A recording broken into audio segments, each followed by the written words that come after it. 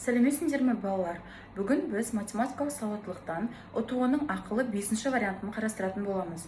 Егер сендерге курс жайлы ақпарат қызықты болса, осы жерде көрсетілген номерге хабарласаңдар болады. Ал кеттік, 5-ші вариантты қарастырамыз. 112 беттік оқулықты бірінші бетінен бастап нөмірлеп шығу үшін неше цифр қажет болатынын табыңыз дейді. Осындай цифр туралы есептер келетін болса, біз бір ғана ережені білсек болды екен. Оны көрсетейін. Біз бір таңбалы, екі таңбалы, үш таңбалы сандардың қаншау болатынын біліп алуымыз керек. Бізде бір таңбалы сандар, бір таңбалы сандар қаншау екен?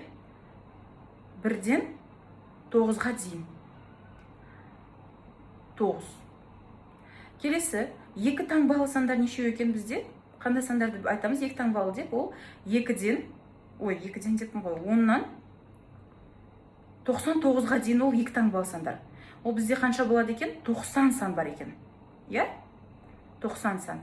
Келесі, үш таңбалы қанша сан бар екен? Үш таңбалы сандар қандай сандар? 100-ден, 100 деген үш таңбалы сан ғой. 999-ның арасы. Ол қанша сан? 900 сан екен. Солар арқылы жалғасып кете береді, бірақ біз үш таңбалы сандардан кейін тоқтасақ болды. Себебі басынан бізде максимум үш таңбалы сандарға есептер келеді. Бізде 112 беттік оқулыққа қанша цифра керек деп тұр. Анықтаймыз. 112 бет болатын болса, біз біліп тұрмыз, ол жерде 1-ден 9-ға дейін міндетті түрде беттер болады. Демек, 1-ден 9-ға дейін біз неше қолданады екенбіз? 9 санды бір цифрадан қолданады екенбіз. Ол дегеніміз 9 цифра кетеді деген сөз. Келесі, ол кітапта 10-нан 99-ға дейінгі барлық бет болады. Себебі бізде в общем 112 бет. Значит, 10-нан 99-ға дейін біз қанша сан қолданамыз? 90 сан қолданамыз. Екі цифрадан. Әр санға екі цифра керек болады ғой. Сондықтан біз екі цифрадан қолданады екенбіз. Ол бізде 180 цифраны керек етеді екен. Келесі, үш таңбалы сандардың барлығы емес, кішкене бөлігі ғана бұл жерде қолданылған. Себебі 100-ден нешеге дейін қолданылған? 112-ге дейін қолданылған. Демек, ол жерде қанша бет болып тұр? 13 бет қолданылған болып тұр. 13 бетке біз 3 цифрадан жазады екенбіз. Мысалы, 100 деп жазу үшін бізде 1, 0, 0 деген ол 3 цифра болады. Сонда бізде 39 цифра қолданылған екен. Енді осы 112 беттік кітапқа барлығы қанша цифра десе, осыларды біз не істейді екенбіз? Қоса салады екен біз. Сонда бізде 228 деген Д жауабы шығады екен. Екінші есепті қарастырайық. Мен жазған формулалардың барлығын жазып жаттап алыңдар. Екінші есеп заңдылыққа байланысты есеп. Заңдылық есебі міндетті түрде келетін тақырып. Сондықтан бұны дұрыстап меңгеріп аламыз. 2 болғанда бізде 3 болып тұр. 5 болғанда 7 болып тұр. Баған бойынша зерттейміз. 2-ге 1-ді қоссақ неше дейді? 3 дейді. 5-ге 2-ні қоссақ бізде 7 болып тұр. 6-ға 3-ті қоссақ бізде 9 болып тұр.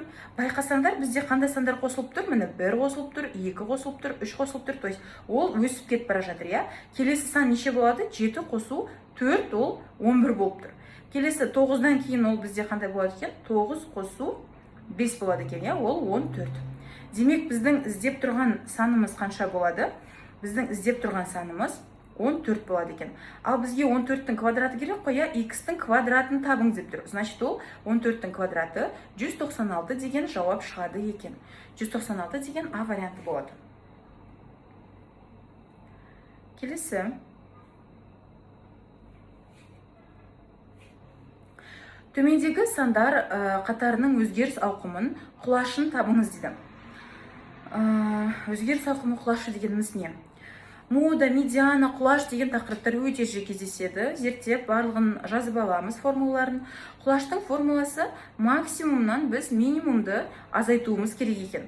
Демек, бізде максимум неге тең болып тұр? 8,7-ге тең болып тұр. Ал минимум бұл тізбекте минус 6,5 болып тұр. Демек, құлашты табу үшін біз не істейміз? 8,7-ден азайтамыз, минус 6,5-ті. Демек, бізде 15,2 деген Д жауабы шығады екен. Максимумнан минимумды азайтсақ болғаны. Келесі есепті қарастырамыз. Құмыра қызыл, ақ және құмырада қызыл, ақ және көк тастар бар. Ондағы қызыл тастар ақ тастардан 2 есе көп, ақ тастар көк тастардан 3 есе көп. Давайте жазып алайық. Әрқашан бұндай есептерді шығарғанда біз түстердің бірінші әріптерін жазып аламыз. Қызыл десе Қ дейміз, ақ десе А дейміз, көк десе К дейміз. Егер бірде әріп болып қалса, енді оған қандай да бір ерекшелік енгізіп, екінші әріпін жазып қоямыз деген сияқты, жарай ма?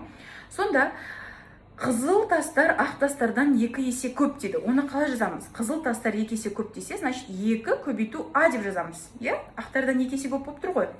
Енді ақ тастар көк тастардан 3 есе көп дейді. Демек, ақ тастарды біз не деп жазамыз? 3 көк тасқа тең деп жазады екенбіз. Сұрақ: егер бір тас кездейсоқ таңдалса, онда оның қызыл емес болу ықтималдылығын табыңыз дейді. Ықтималдылық дегеніміз не? Ықтималдылық дегеніміз сұрап тұрған нәрсені барлығына бөлу деген. Барлығына бөлу. Енді бізден нені сұрап тұр? Соны түсініп алайық. Бізден қызыл емес болуын сұрап тұр. Демек, қызыл емес бізде ол қандай цветтер? Ақ және көк түстер, Оны бөлеміз барлығына. Барлығы бізде не болып тұр? Барлық қанша жаңағы тастар бар екенін анықтауымыз керек. Енді бұл есепте қызыл 5, ақ 4 деген оңай сандар болмай тұр. Бұл жерде біз барлығын анықтау үшін әріппен, өрнекпен анықтау керек болып тұрмыз, Сондықтан барлығын қалай жазамыз? Мынау әріптермен жазып алған өрнегімізге қарап, бір ғана әріппен қалай өрнектесек болады, соны ойланамыз. Бұл жерде бізде К әріпін қолдансақ болады екен. Неге? Себебі көк десе, біз көктің орнына міне К-ні қоя саламыз. Ақ десе 3 көк тасты қоя саламыз. Ал қызыл десе, қызыл дегеніміз 2 ақтас қой, ал ақтас нені қоюға болады? Ақтастың орнына 3 көк тасты қоюға болады. Значит, 2 көбейту 3 көк тас деймізді, бұл 6 көк тас болып шығады екен. Демек, бізде қызыл тастар не болып тұр? 6 көк тас болып тұр, ақ тастар 3 көк тас болып тұр, ал көк тастардың өзі көк тас болып тұр. Енді бұл жерде біз барлығын есептеу үшін не істейміз? Барлығы деп жазайық, барлығы қызыл, ақ және көк қой. Сонда қызылдың орнында бізде 6 көк тас тұр, ақтың орнында 3 көк тас тұр, ал көк тастың орнында көк тас тұр. Сонда біз көк таспен өрнек дегенде 10 К деген өрнек шығады екен. Демек, біз барлығының орнына нені жазаламыз? Мына жерге жазып қояйық, Барлығының орнына біз нені жазамыз? Астында 10 көк тасты жазады екенбіз. Ал енді ақ пен көкті қос десе, ақтың орнында 3 көк тас тұр, көктің орнында көк тұр. Демек, бізде 4 көк тас бөлінген 10 көк тас болады екен. К мен К қысқарады, 4 бөлінген 10, 0,4 дегенді білдіреді екен. Дәл осылай біз әріптік өрнекпен есепті шығарып аламыз. Жазып жаттап алыңдар, балалар. Келесі есеп. Төмендегі суретте шаршы тәрізді волейбол ойнайтын алаң және тең бүйірлі тікбұрышты үшбұрыш тәріздес демалыс орны берілген. Демалу алаңы волейбол алаңының қандай бөлігін құрайтынын табыңыз дейді. Демалу алаңы бізде үшбұрыш болып тұр, Бұл жерде біз тоже әріптерді енгіземіз, бірақ байқап қарасақ жартысы болып тұр, бірақ сонда да біз бұны шығарып көрсетейін, Басқаша есеп келіп қалса қалай шығарамыз дегенде ғой. Шаршының қабырғасын біз А деп алып алайық. Демек, бізде шаршының қабырғасы не болып тұр ғой? Тікбұрышты тең бүйірлі үшбұрыштың қабырғаларына тең болып тұр. Демек, бізде мына жердегі астыңғы қабырғасы тоже А-ға тең болады екен. Енді S жасылды табатын болсақ, S төртбұрышты табатын болсақ, бізде не болады? А көбейту А болады, А квадрат болады. Ал көкті табатын болсақ, жаңа біздің үшбұрышымызды, ол А көбейту А бөлінген 2 болады. Ол А квадрат бөлінген 2 болады екен. Енді біз демалу орны қанша бөлігін алып жатыр десе, бір-біріне бөле саламыз. Үшбұрышты бөлеміз 4 бұрышқа. Сонда А квадрат бөлінген 2-ні бөлеміз А квадратқа. Сонда бізде нешеге тең болады екен? А квадрат пен А квадрат қысқарады. 1 бөлінген 2 бөлігін алып жатыр деп, Д варианты дұрыс болады екен. Келесі есеп. Диаграммада Дананың сатып алған мектеп құралдары туралы мәлімет берілген. Барлығы 120 екен. Енді түрлі түсті қағазбен, түрлі түсті қағазбен сызғыштың сандарын табыңыз дейді. Сызғыштың саны бізде 10% десе қалай табамыз? 120-дан 10% қалай табамыз? Енді гуманитарлық оқушыларға оңайырақ болатындай ең оңай тәсілді көрсетейін, иә. 120 бізде 100% деп аламыз, себебі ол барлығы. Ал сызғыш бізде не болады? Сызғыш бізде 10% болады екен. Сөйтіп біз оны немен шығарамыз? Бабочкамен шығара саламыз. С-ны көбейтеміз 100-ге, 120-ны көбейтеміз 10-ға. Сонда бізде С көбейту 100 тең болады 1200-ге. Демек сызғыш тең болады 1200 бөлінген 100-ге. Ол дегеніміз сызғыштар бізде 12 деген сөз. Сызғыштарды тауып алдық. Енді түрлі түсті қағаздарды табу керек. Түрлі түсті қағаздарды табу үшін біз мына жерде көріп тұрмыз, яғни былай ортасынан жартысы бөлінген. Бұл бізде нені береді? Мынау 50%-ді береді, мынау бізде 50%-ді береді. Демек, мынау 20% болса, астындағы сызғыш 10% болса, түрлі түсті қанша пайыз болып тұр? Соны жазып алайық.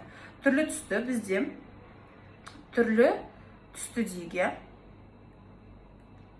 түрлі түсті.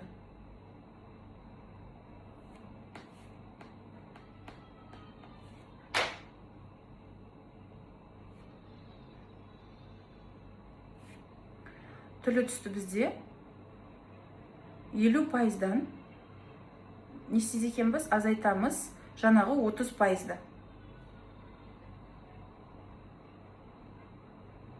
Сонда ол 20%-ді береді екен.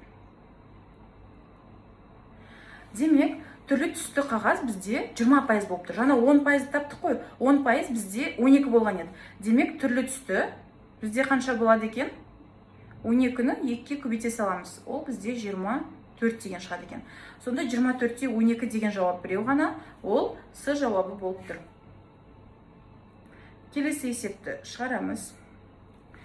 3, 7, 9 цифрлары арқылы қайталанбайтын 3 таңбалы сандар құрастырылған дейді.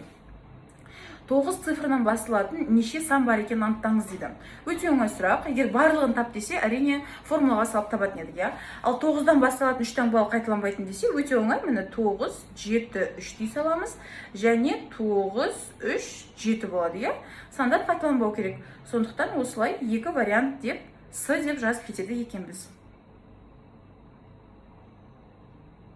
Келесі.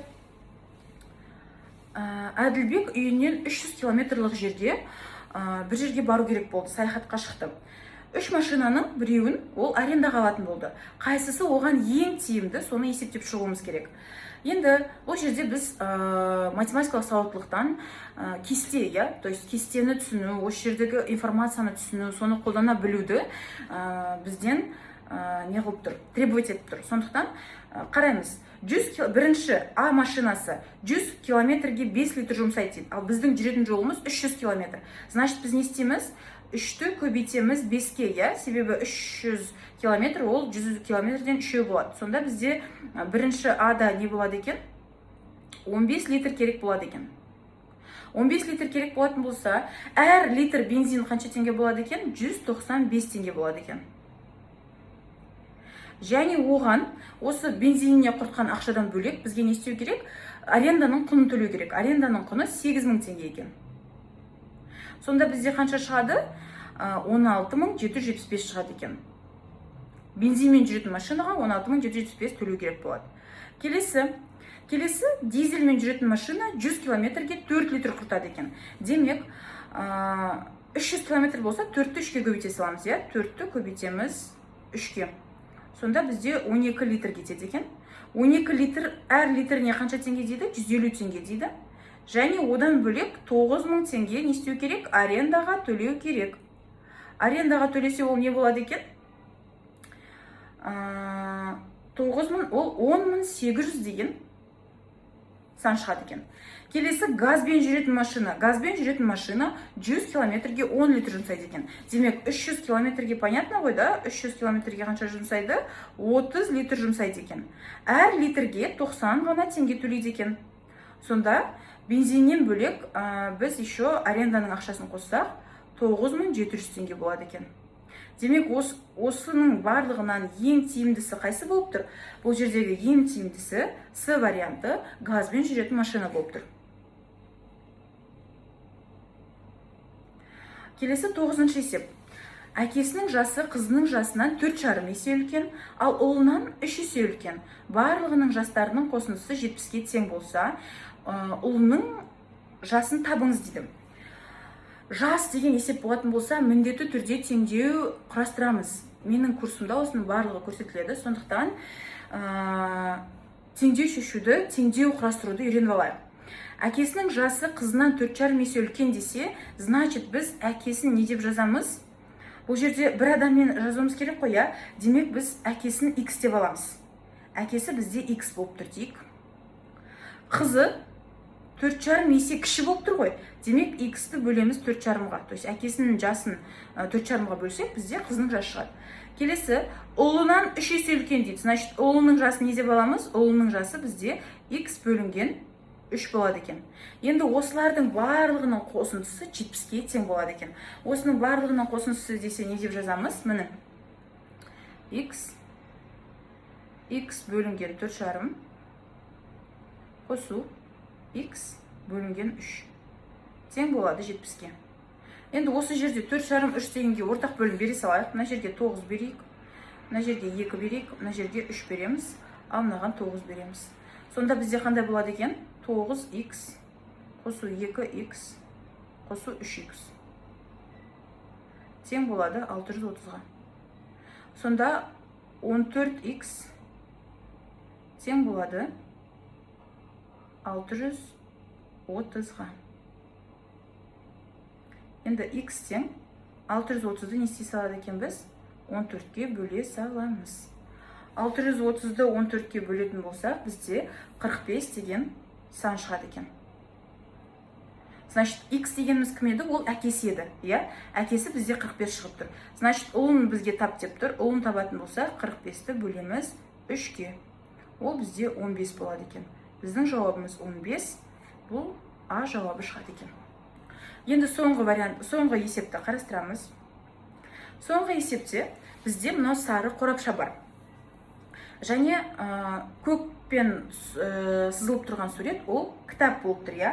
Осындай кітаптан біз қанша штук салуға болады деп, қораптың ішіне қаншасы сияды деп тұр. Бұның көлемдерін бір-біріне бөле салуымызға болады. Сонда көлемдерін қалай жазамыз? Көлемі бізде А көбейту Б көбейту С бірінші бұл қораптікі, ал В кітаптікі тоже А көбейту Б көбейту С болады. Сөйтіп оларды көбейтіп бір-біріне бөле салсақ жеткілікті. 30 көбейту 36 көбейту 20, ал мына жерде бізде 20 көбейту 15 көбейту 6 болады екен. Бір-біріне бөлеміз. Бір-біріне бөлгенде сендерде калькулятор болады, көбейтіп бөлсеңдер болады. Ал мен мына жерде қысқарта салсам деп тұрмын. Міне 20 мен 20-ны қысқартамын, 15 пен 30-ды қысқартамын, 2 болады. 36 мен 6-ны қысқартамын, мына жерде 6 болады. Демек бізде қанша болады екен? Бізде 12 кітап болады екен. Демек біз 12 кітапты сыйдыра алады екенбіз.